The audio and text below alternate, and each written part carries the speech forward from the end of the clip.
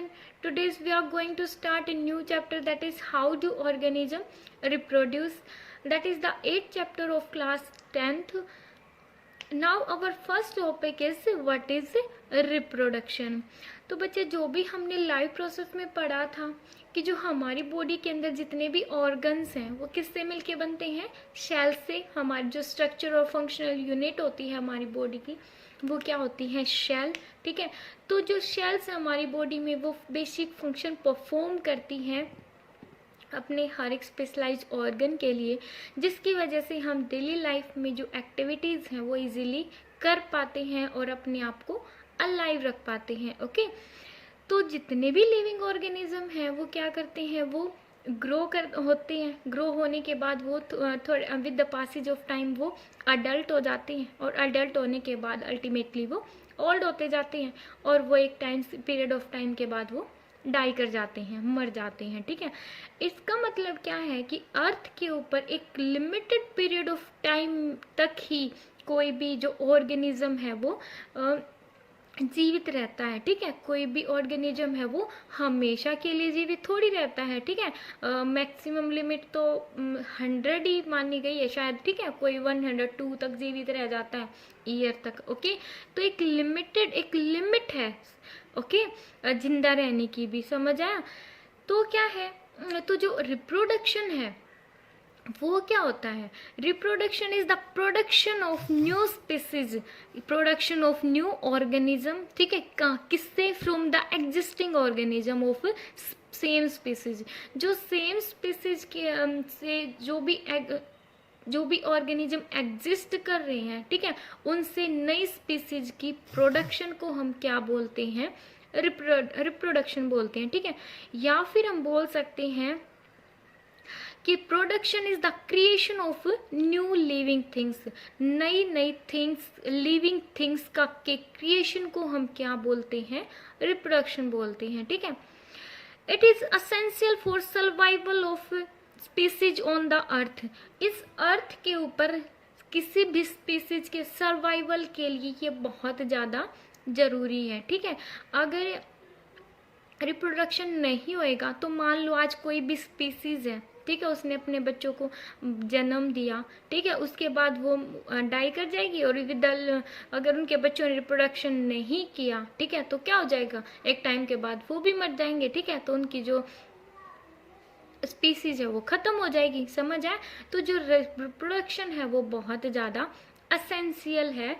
किसके लिए, स्पीसीज के सर्वाइवल के लिए. Okay, it supports the continuity of life on earth. इसकी वजह से क्या होता है कि जो लाइफ अर्थ के ऊपर जो भी हमारा जो लाइफ है उसकी कंटिन्यूटी बनी रहती है. कैसे कि जैसे कि मान लो कोई भी ह्यूमन बीइंग है वो रिप्रोड्यूस करके अपने बच्चों को जन्म देता है. ठीक है, उसके जो बच्चे हैं वो क्या होते जाएंगे, ग्रो करते जाएंगे, अल्टीमेटली अडल्ट होते जाएंगे. ठीक है, जब वो अडल्ट होंगे तो उसके जो पेरेंट्स हैं वो ओल्ड हो जाएंगे. ठीक है, और एक पीरियड ऑफ टाइम के बाद वो मर जाएंगे.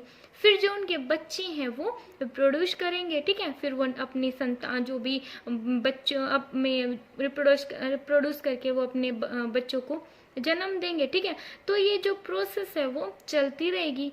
इसका मतलब क्या है, इससे क्या होता रहेगा, कंटिन्यूटी बनी रहेगी लाइफ की. किसके ऊपर, अर्थ के ऊपर. ठीक है, तो ये बहुत ज़्यादा नेसेसरी है हमारे सर्वाइवल के लिए. ओके, अब एक नोट डाल के एक थिंग लिखनी है. ठीक है, 2 पॉइंट है यहाँ पे कि जो प्री एग्जिस्टिंग स्पीसीज है, ठीक है, जो प्री एग्जिस्टिंग ऑर्गेनिज्म है उसको हम क्या बोलते हैं, उसको हम बोलते हैं पेरेंट्स. और उन पेरेंट्स से जो प्री एग्जिस्टिंग ऑर्गेनिज्म से जो न्यू ऑर्गेनिज्म प्रोड्यूस होते हैं उनको हम बोलते हैं ऑफस्प्रिंग. उसको हम क्या बोलते हैं, ऑफस्प्रिंग बोलते हैं. ठीक है, अब our next topic is type of reproduction. कि जो रिप्रोडक्शन है वो कितने टाइप का होता है. It is of 2 type. ये 2 टाइप का होता है. First is asexual reproduction and second is sexual reproduction. Okay, जो एसेक्सुअल रिप्रोडक्शन है हम फर्स्टली इसको डिटेल में पढ़ेंगे. ठीक है, देन हम सेक्सुअल पढ़ेंगे.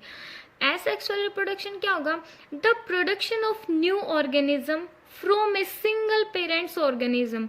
इसमें जो न्यू ऑर्गेनिज्म प्रोड्यूस होगा वो किससे होगा, एक सिंगल पेरेंट से ही प्रोड्यूस होएगा, ठीक है। इसमें फादर और मदर की रिक्वायरमेंट नहीं होती, ठीक है।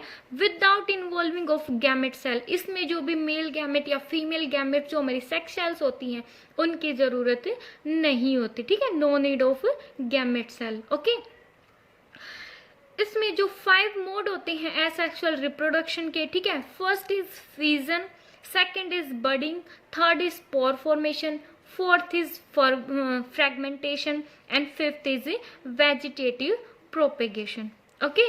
देन हम अब इनको एक एक करके डिटेल में पढ़ेंगे कि फिजन क्या होता है, ठीक है। अब देखो firstly is fission.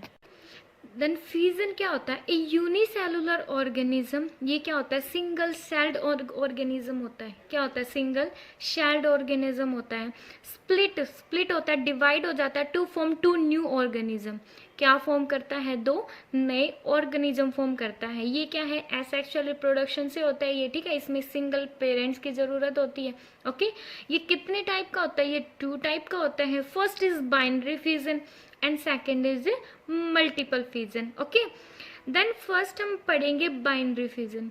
Binary fusion क्या होता है, द पेरेंट ऑर्गेनिज्म, जो भी पेरेंट ऑर्गेनिज्म है वो स्प्लिट होता है या डिवाइड हो जाता है टू फॉर्म 2 न्यू ऑर्गेनिज्म, और वो क्या फॉर्म करता है, 2 नए ऑर्गेनिज्म फॉर्म करता है, ओके। जैसे कि फॉर एग्जाम्पल जो यूनिसेलुलर ऑर्गेनिज्म अमीबा, अमीबा आपने लाइफ प्रोसेस में पढ़ा था। इसका जो अमीबा है वो कैसे अपना जो फूड है वो प्राप्त करता है, ओके। ये फूड वैक्यूल्स बनाता है। पहले तो एक फिंगर लाइक स्ट्रक्चर बनाता है जिसको हम स्यूडोपोडिया बोलते हैं, ठीक है। फिर एक फूड वैक्यूल बनाता है, उसको कवर कर लेता है ऊपर से, ठीक है। फिर उसको एक इसमें क्या होता है, एक सिंगल सेल्ड ऑर्गेनिज्म है, तो सारे जो प्रोसेस है, इट मीन्स जो डाइजेशन है, एब्जॉर्प्शन है, एसिमिलेशन है, इवन जो एक्सक्रिएशन है, वो सारा का सारा किस में होता है, इस सिंगल शेल के द्वारा होता है, ओके। तो जो अमीबा है, पैरामीशियम, लिशमानिया, बैक्टीरिया, ये कैसे रिप्रोड्यूस करते हैं, बाय बाइनरी फ्यूजन, ओके। जैसे कि अगर हम एग्जांपल ले अमीबा का, अमीबा में क्या होता है, ये क्या है, अमीबा का न्यूक्लियस है, ओके। सिंगल शेल्ड है, न्यूक्लियस तो होगा। ये क्या है, जो जेली लाइक फ्लूइड है, ये क्या, इसको हम क्या बोलते हैं, साइटोप्लाज्म बोलते हैं, ओके। ये इसको हम बोलते हैं पेरेंट सेल, इसको हम क्या बोलते हैं, पेरेंट सेल बोलते हैं, ठीक है। तो जब ये रिप्रोड्यूस करेगा, हमने पढ़ा था ना कि जब एसिमिलेशन होता है तो इसको एनर्जी मिलती है। एनर्जी, उस एनर्जी का जो ये यूज़ है वो 2 टाइप से करता है। फर्स्ट अपने जो साइज़ को ग्रो करने में, और सेकंड अपनी 2 डॉटर शेल में ये डिवाइड हो जाता है, ओके। तो जब ये रिप्रोड्यूस करता है तो क्या होता है, सबसे पहले इसकी जो शेल डिवाइड होने से पहले न्यूक्लियस डिवाइड होता है। आपको हमेशा याद रखना है कि जब रिप्रोडक्शन के दौरान सबसे पहले न्यूक्लियस डिवाइड होता है, ठीक है। देखो ये डिवाइड होना स्टार्ट हो रखा है, न्यूक्लियस लेंथिनस, ठीक है। न्यूक्लियस है वो थोड़ा सा साइज में मीन्स इस टाइप का हो जाता है, ठीक है। ये डिवाइड होना स्टार्ट हो रखा है, ठीक है।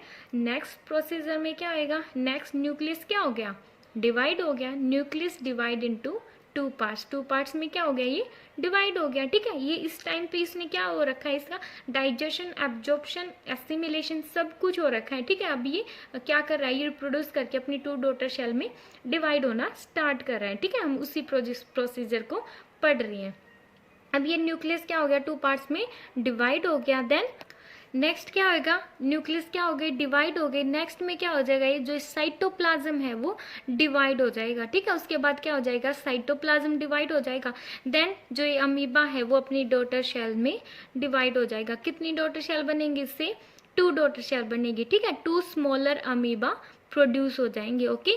फिर जो 2 जो डॉटर शेल हैं, फिर से इनके पास जो भी फूड है वो आएगा, तो इनकी जो स्ट्रक्चर है वो कैसी होती है, फिंगर लाइक स्ट्रक्चर होती है, ठीक है। फ्लेक्सिबल होते हैं, सॉरी, ठीक है। फ्लेक्सिबल स्ट्रक्चर की वजह से ये क्या करेगा, ये स्यूडोपोडिया बनाएगा, ठीक है।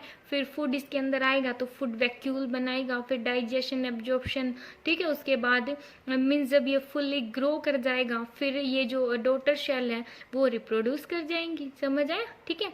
तो इस टाइप से जो ये प्रोसेस है वो चलती रहेगी, ठीक है। इसमें रिप्रोडक्शन कैसे होता है, बाय बाइनरी फिजन के द्वारा होता है, ठीक है। अब सेकंड अगर हम पैरामीशियम की बात करें, पैरामीशियम ये भी इसी टाइप का एक ऑर्गेनिज्म है, यूनिसेलुलर ऑर्गेनिज्म है, ठीक है। इसमें इसकी थ्रेड लाइक स्ट्रक्चर होती है। कैसे स्ट्रक्चर होती है, थ्रेड लाइक स्ट्रक्चर होती है, जिसको हम सीलिया बोलते हैं। जो थ्रेड होते हैं इसकी सरफेस के ऊपर, जिसको हम बोलते हैं सीलिया, ठीक है। ये भी बाइनरी फिजन से क्या करता है, रिप्रोड्यूस करता है, ठीक है। जब ये फुल्ली ग्रो कर जाता है, इसकी स्ट्रक्चर मैं आपको बना के दिखाती हूँ। ये होती है इस टाइप की इसकी स्ट्रक्चर होती है, ये हेयर लाइक स्ट्रक्चर होती है इसकी, जिसको हम बोलते हैं सीलिया, ठीक है। जब ये अच्छे से ग्रो कर जाता है, जब इसको एनर्जी मिलती है, तो ये रिप्रोडक्शन करता है, ठीक है। अपनी 2 डॉटर पैरामीशियम में ये डिवाइड कर जाता है, ठीक है। फिर ये है लिस्मानिया। लिस्मानिया में ये क्या होते हैं, फ्लैजलम होते हैं, ठीक है। ये इस टाइप की इसकी स्ट्रक्चर होती है। ये भी सेम क्या होता है, यूनिसेलुलर ऑर्गेनिज्म है। और जब ये हेल्थीली ग्रो कर जाता है, जब उसको एनर्जी मिलती है, ये भी अपनी डॉटर सेल में डिवाइड कर जाता है, ठीक है। दिन में कैसा डिवीजन कैसे होता है, बाय बाइनरी फ्यूजन, ठीक है। ये जो एक्सपेरिमेंट हम अपनी लैब में भी कर सकते हैं। जैसे बहुत टाइम से जो पानी है वो खड़ा रहता है ना, जैसे रेन वाटर, जब बारिश आती है तो बहुत सारे गड्ढों में पानी बहुत टाइम्स तक खड़ा रहता है। तो अगर उसकी ऊपर वाली लेयर को हम मैग्नीफाई, जो माइक्रोस्कोप है उसके मैग्नीफाइंग ग्लास पे रखेंगे ना, तो जो अमीबा है वो ग्रो करता हुआ, ठीक है, अपनी डॉटर शेल में ब्रेक होता हुआ हमें दिखाई दे सकता है, ओके। फिर then next is multiple fission. Multiple fission में क्या होगा कि जो पेरेंट ऑर्गेनिज्म है वो स्प्लिट हो जाएगा, डिवाइड हो जाएगा जब रिप्रोडक्शन करेगा, to form many new organism. क्या फॉर्म करता है, एक टाइम पे, एट द सेम टाइम, एक टाइम पे बहुत सारे न्यू ऑर्गेनिज्म फॉर्म करता है, प्रोड्यूस करता है, ओके। इसमें तो क्या था, बाइनरी में क्या होगा, बाइनरी मीन्स क्या होता है, 2, ठीक है। मीन्स जो पेरेंट ऑर्गेनिज्म है वो 2 डॉटर सेल में डिवाइड होएगा। मल्टीपल का मीन्स क्या होता है, 2 या 2 से ज़्यादा, ठीक है। मीन्स जो पेरेंट ऑर्गेनिज्म है वो बहुत सारे न्यू ऑर्गेनिज्म में डिवाइड हो जाएगा एट द सेम टाइम। अब वो कैसे, हम एग्जाम्पल से समझते हैं। फॉर एग्जाम्पल मल्टीपल फ्यूजन होता है प्लाज्मोडियम के अंदर, जो क्या है, एक प्रोटोजोआ है, ठीक है। जो क्या है, एक प्रोटोजोआ है। प्रोटोजोआ ये कौन सा है, जो ये एक मलेरिया पैरासाइट भी है, ठीक है। ये क्या है, एक मलेरिया पैरासाइट भी है, जिसकी वजह से मलेरिया स्प्रेड होता है, फैलता है, ठीक है। ये क्या है, इसमें अनफेवरेबल कंडीशन जब भी आती है ना, तो जो ये प्लाज्मोडियम है, ये क्या है, ये इसकी शेल है, ये इसका न्यूक्लियस है, ये जेली लाइक फ्लूइड होता है हर शेल के अंदर, जिसको हम साइटोप्लाज्म बोलते हैं। तो ड्यूरिंग अनफेवरेबल कंडीशन ये क्या करता है, ये अपनी इसके ऊपर ना एक लेयर सी बन जाती है, ठीक है, एक प्रोटेक्टिव वॉल बन जाती है, जिसको हम बोलते हैं सिस्ट, जिसको हम क्या बोलते हैं, सिस्ट बोलते हैं, ठीक है। तो जब ये रिप्रोड्यूस करता है, तो जो शेल के अंदर, सिस्ट के अंदर, और फिर सिस्ट से शेल के अंदर जो न्यूक्लियस है वो अपनी डॉटर न्यूक्लियाई में ब्रेक होना स्टार्ट हो जाता है, ठीक है। जो न्यूक्लियस है वो क्या हो जाएगा, वो स्प्लिट हो जाएगा बहुत सारी डॉटर न्यूक्लियाई के अंदर, ठीक है। अब जो ये न्यूक्लियाई है, देखो ये क्या है, सिस्ट है, और ये क्या है, डॉटर न्यूक्लियाई है, ठीक है। ये क्या है, शेल्स हैं, और इनके अंदर न्यूक्लियाई है, ठीक है, न्यूक्लियस है। तो ये जब ये न्यूक्लियस डिवाइड होएगा डॉटर न्यूक्लियाई के ऊपर, तो इनके ऊपर एक थिन पतली सी बिल्कुल मेम्ब्रेन होएगी, ठीक है। और हर डॉटर न्यूक्लियाई के ऊपर थोड़ा थोड़ा साइटोप्लाज्म भी सराउंड करे हुए होता है इनको, ठीक है। थोड़ा थोड़ा क्या होता है, साइटोप्लाज्म भी होता है इनके सराउंडिंग में, ओके। और क्या होता है, एक पतली सी मेम्ब्रेन इनको कवर करके रखती है, ओके।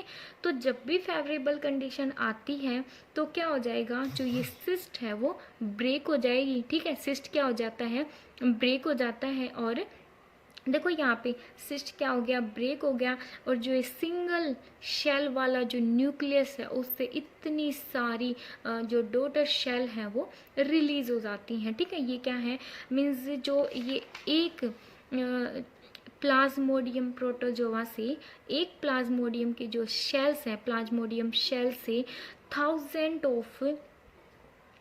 कितनी thousand of daughter cell produce हो सकती हैं। किसके द्वारा होता है ये होता है मल्टीपल फिजन के द्वारा। समझ आ, एक प्लाज्मोडियम शेल्स की वजह से, ये क्या थी, एक से thousand of daughter shells produce हो सकती हैं। ओके, तो जो ये प्लाज्मोडियम है ये क्या होता है, एक मलेरिया पैरासाइट होता है। ठीक है, ये मलेरिया क्योज करता है।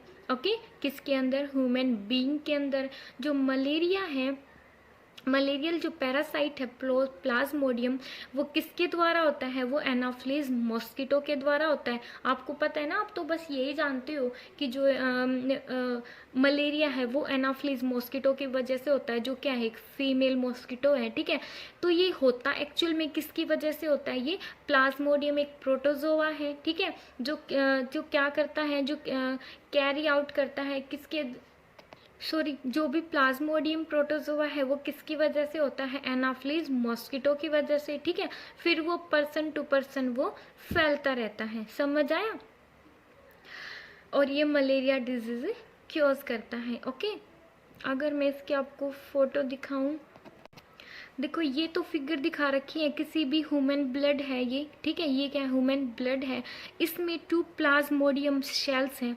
तो जब भी इस जो भी एनाफ्लिस मॉस्किटो है, जब इस पर्सन को काटती है, ठीक है, तो जो ये प्लाज्मोडियम, जो ये प्रोटोजोआ है, जो ये प्लाज्मोडियम शेल्स हैं, वो क्या करती हैं, उनमें जो न्यूक्लियाई है वो थाउजेंड ऑफ न्यूक्लियाई में डिवाइड हो जाता है। ठीक है, जिसकी वजह से ये बहुत जल्दी फैलना स्टार्ट कर देता है। समझ आया, ये इस टाइप से होता है कि जब भी ये क्या है, इस आदमी किसी भी पर्सन के अंदर क्या है, ये ब्लड है, ब्लड में रेड ब्लड शेल्स हैं, उनके अंदर क्या है, प्लाज्मोडियम प्रोटोजोआ की शेल्स हैं। जब भी कोई पर्सन जब भी कोई एनाफ्लिस मॉस्किटो इसको काटेगी, तो जो प्लाज्मोडियम वो क्या करेगा, वो थाउजेंड ऑफ डॉटर शेल्स में डिवाइड हो जाएगा। इसकी वजह से ये बहुत, जो मलेरिया है वो बहुत जल्दी से फैलता है। ठीक है, ये क्या है, ये एनाफ्लिस मॉस्किटो है। ठीक है, अब हम पढ़ेंगे बडिंग। ठीक है, ये भी क्या है, सेकंड पार्ट है किसका, एसेक्सुअल रिप्रोडक्शन का।